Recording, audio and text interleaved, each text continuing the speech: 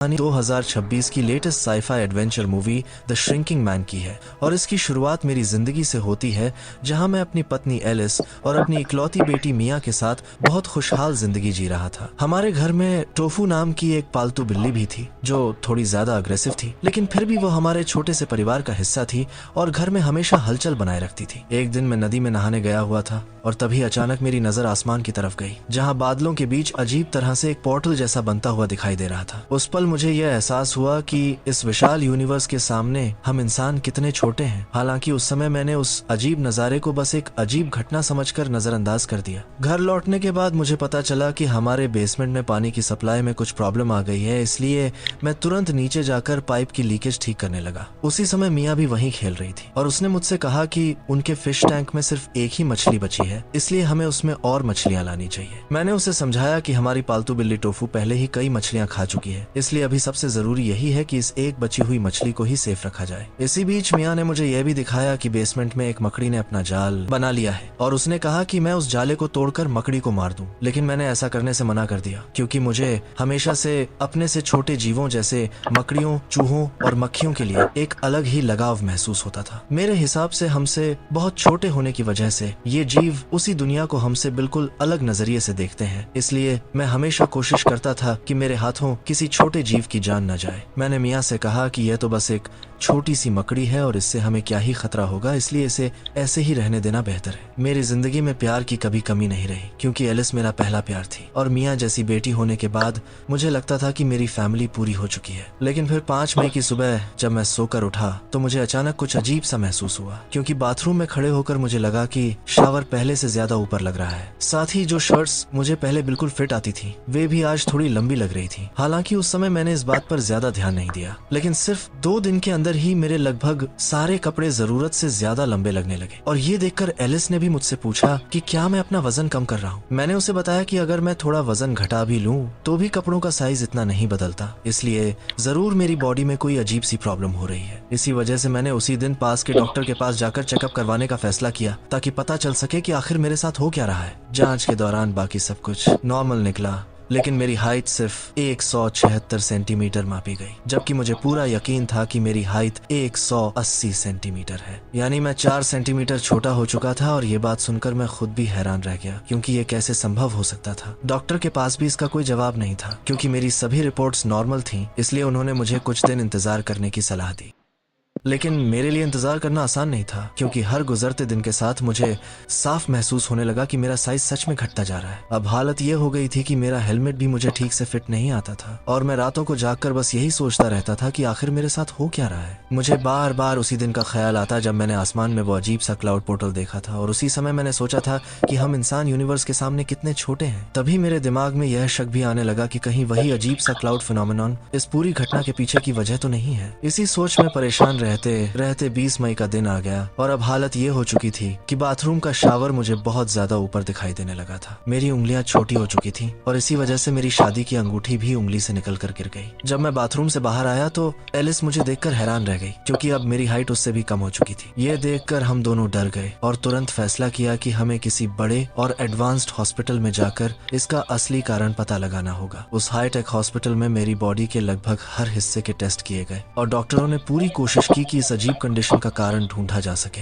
लेकिन आखिर में उन्होंने यही बताया कि मेरी बॉडी में कोई बीमारी नहीं है क्योंकि मेरे सारे ऑर्गन्स अपने प्रोपोर्शन के हिसाब से बिल्कुल नॉर्मल हैं। असल में मेरी पूरी बॉडी ही हर दिन प्रोपोर्शन में छोटी होती जा रही थी, यानी मेरा हर ऑर्गन भी उसी हिसाब से छोटा हो रहा था। सबसे डरावनी बात यह थी कि मेडिकल साइंस के पास भी इस कंडीशन का कोई जवाब नहीं था और डॉक्टर भी पूरी तरह कंफ्यूज थे। मैं कई दिनों तक हॉस्पिटल में एडमिट रहा ताकि डॉक्टर मुझ पर और टेस्ट कर सकें और शायद किसी तरह इसका कारण समझ सकें, लेकिन लगभग 2 हफ्ते बीत जाने के बाद मुझे साफ समझ आ गया कि साइंस के पास भी मेरी इस हालत का कोई हल नहीं है। धीरे धीरे मुझे यह भी महसूस होने लगा कि अब डॉक्टर मेरे इलाज से ज्यादा मुझ पर एक्सपेरिमेंट्स करने लगे हैं। इसीलिए एक रात मैंने चुपचाप हॉस्पिटल छोड़ दिया और सीधे अपने घर वापस आ गया। मैंने यह फैसला इसलिए लिया क्योंकि अगर मुझे हर हाल में छोटा ही होते जाना है तो अपने आखिरी समय हॉस्पिटल में नहीं बल्कि अपने परिवार के साथ बिताना ज्यादा बेहतर होगा। और उस समय मुझे बिल्कुल अंदाजा नहीं था कि आगे मेरी जिंदगी में जो होने वाला है वो मेरी कल्पना से भी ज्यादा खतरनाक साबित होने वाला है। आने वाले कुछ ही हफ्तों में मैं लगातार छोटा होता गया और हालत ये हो गई कि मेरा साइज अब एक डॉल के बराबर रह गया था, जिसे देखकर खुद एलिस को भी भरोसा नहीं हो रहा था कि मेरे साथ आखिर क्या हो रहा है। अब मैं डॉक्टरों के पास भी जाना बंद कर चुका था, इसलिए मदद मिलने का कोई रास्ता भी नहीं बचा था। और सबसे खतरनाक बात यह थी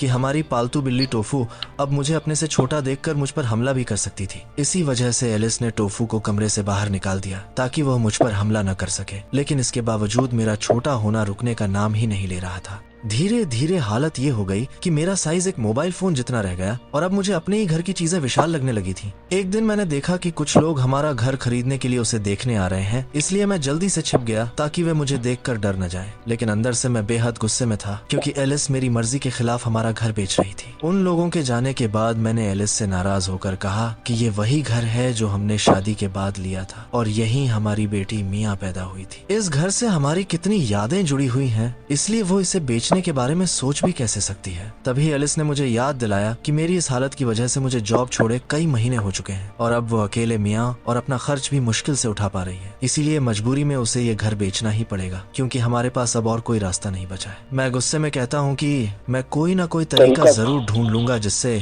मैं फिर से पहले जैसा हो सकूं और सब कुछ ठीक कर दूं। लेकिन एलिस भी गुस्से में चिल्लाकर कहती है कि मैं अब कभी ठीक नहीं होने वाला और एक दिन छोटा होते होते पूरी तरह गायब ही हो जाऊंगा। इसी बहस के दौरान मैं इतना छोटा हो चुका था कि एलिस की तेज आवाज की कंपन से ही मैं नीचे गिरने वाला था। ये देखकर एलिस डर गई और तुरंत कमरे से बाहर चली गई। अब मेरी बेटी मिया को भी मैं काफी अजीब लगने लगा था क्योंकि उसका पिता अब पहले जैसा बिल्कुल नहीं रहा था, इसलिए आने वाले दिनों में मैं उसे खुश करने के लिए उसके डॉल हाउस में रहने लगा ताकि वह मुझे एक डॉल समझकर ही सही लेकिन मेरे साथ खेल सके। मैंने सोचा कि अगर वो मुझे खिलौना समझकर भी अपने पास रखेगी तो कम से कम मैं उसके साथ कुछ समय तो बिता पाऊंगा। लेकिन धीरे धीरे छोटा होते जाने की वजह से अब नॉर्मल इंसानों की आवाजें भी मेरे कानों के लिए बहुत तेज और असहनीय होने लगी थी। एक रात मैं मायूस होकर एलिस के पास जाकर सो गया क्योंकि अब मेरा साइज उसकी उंगलियों जितना छोटा रह गया था। हर गुजरते दिन के साथ मुझे महसूस होने लगा कि मेरी अपनी ही फैमिली में अब मेरे लिए कोई जगह नहीं बची है। एलिस और मिया धीरे धीरे मेरे बिना ही रहने की आदत डालने लगी थी और मैं बस उन्हें दूर से देखता रह जाता था। मुझे समझ आने लगा कि मैं अब उनकी जिंदगी का हिस्सा कम और एक अजीब सी समस्या ज्यादा बन चुका हूँ। फिर एक दिन जब मैं घर में अकेला था और बस समय बिताने की कोशिश कर रहा था, तभी हमारी पालतू बिल्ली टोफू किसी तरह कमरे के अंदर आ गई। उसे देखकर मैं डर गया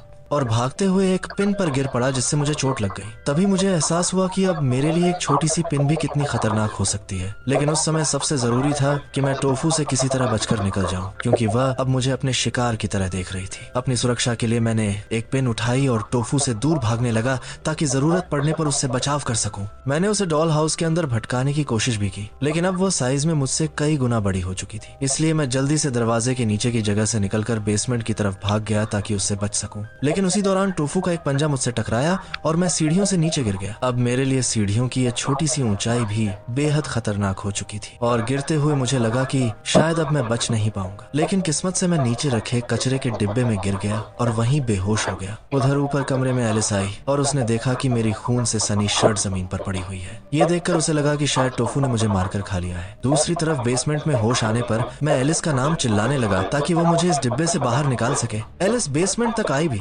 लेकिन तब तक मैं इतना छोटा हो चुका था कि वो मुझे देख नहीं पा रही थी और मेरी आवाज भी उसके कानों तक नहीं पहुंच रही थी। तभी एलिस की नजर टोफू पर पड़ी और वह उसके पीछे भागने लगी क्योंकि उसे यकीन हो चुका था कि टोफू ने मुझे खा लिया है। उसके मन में यही बात बैठ गई कि अब मैं मर चुका हूँ, जबकि मैं वहीं कचरे के बीच गुस्से में चीजें इधर उधर फेंकते हुए बैठा था और आखिरकार थककर वहीं सो गया। रात होते होते मुझे समझ आ गया कि मेरे परिवार ने मुझे मरा हुआ मान लिया है और अब मुझे अपनी जिंदगी खुद ही संभालनी होगी। सबसे पहले मैंने कचरे के टुकड़ों से अपने लिए कपड़े बनाए ताकि खुद को ढक सकूं। फिर किस्मत से मुझे उस डिब्बे में एक छोटा सा छेद मिल गया जिससे मैं बाहर निकल सका। अब अपनी सुरक्षा के लिए मैंने फिर से वही पिन उठाई और सावधानी से आगे बढ़ने लगा। तभी अचानक मुझे अपने पास से किसी के गुजरने की हल्की सी आहट सुनाई दी। अब मैं इतना छोटा हो चुका था कि यहाँ मौजूद कीड़े भी मुझसे बड़े लगने लगे थे। डरकर मैं तुरंत वाटर हीटर के ऊपर पहुंच गया ताकि खुद को सुरक्षित रख सकूं। वहीं बैठकर मुझे यह एहसास भी हुआ कि शायद अब मैं कभी इस बेसमेंट से बाहर नहीं जा पाऊंगा क्योंकि ऊपर रोशनदान पर मच्छरों वाली जाली लगी हुई थी जिसे पार करना मेरे लिए नामुमकिन था। प्यास लगने पर मैंने उसी लीकिंग पाइप से पानी पीना शुरू किया। फिर क्योंकि गिरने से मेरे पेट पर चोट आई थी इसलिए मैंने नहाकर अपने घाव साफ किए ताकि उनमें इन्फेक्शन न फैले। आखिर में हीटर की गर्माहट की वजह से वहीं बैठते बैठते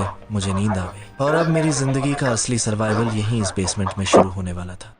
अगली सुबह मेरी आंख मेरी बेटी मिया की आवाज से खुलती है, क्योंकि वह शायद बाहर से मेरा नाम पुकार रही थी। उसने कल से मुझे नहीं देखा था, इसलिए वह बार बार मुझे ढूंढ रही थी। मैं भी भागकर चिल्लाने लगा, लेकिन अब मेरे सामने खड़ी सीढ़ियां इतनी विशाल हो चुकी थीं कि मैं चाहकर भी उन पर चढ़ नहीं सकता था। तभी मुझे एलिस की आवाज सुनाई दी, जो मिया से कह रही थी कि उसका पिता अब कभी वापस नहीं आने वाला, क्योंकि वो मर चुका है। ये सुनकर मेरा दिल टूट गया, क्योंकि मेरा परिवार मुझे मरा हुआ मान चुका था और मैं यहाँ सिर्फ रोने और चिल्लाने के अलावा कुछ भी नहीं कर सकता था। अब मेरी आवाज इतनी छोटी हो चुकी थी कि किसी तक पहुंच ही नहीं सकती थी और मैं बस बेबस होकर सब सुन रहा था। कुछ देर बाद मुझे पता चला कि एलिस और मिया ये घर बेचकर अपनी कार में बैठकर हमेशा के लिए यहाँ से जा रही है। ये सुनकर मुझे समझ आ गया कि अब मैं इस बेसमेंट में पूरी तरह अकेला फंस चुका हूँ। फिर भी मैंने फर्श पर चौक से अपना नाम लिख दिया, ताकि अगर कभी एलिस या मिया यहाँ आए तो उन्हें पता चल सके कि मैं अब भी जिंदा हूँ। अब सबसे जरूरी था कि मैं अपने लिए खाना ढूंढूं और इसके लिए मेरे पास एक आइडिया था। मैं अलमारी के पीछे उस जगह गया जहाँ कुछ महीनों पहले मैंने खुद एक ट्रैप में चीज का टुकड़ा रखा था। वहाँ पहुंचकर मैंने जल्दी से चींटियों को भगाया और ट्रैप बंद करके सारा चीज अपने पास ले लिया। मेरे छोटे साइज की वजह से यही छोटा सा टुकड़ा मेरे लिए कई दिनों का खाना बन सकता था। लेकिन तभी मेरी नजर पास में घूमती उसी मकड़ी पर पड़ी जो मुझ पर हमला करने की कोशिश कर रही थी। मैंने अपनी पिन को जमीन पर बजाकर उसे डराया और वो फिलहाल वहाँ से दूर चली गई। अब मुझे सोने के लिए ऐसी जगह ढूंढनी थी जहाँ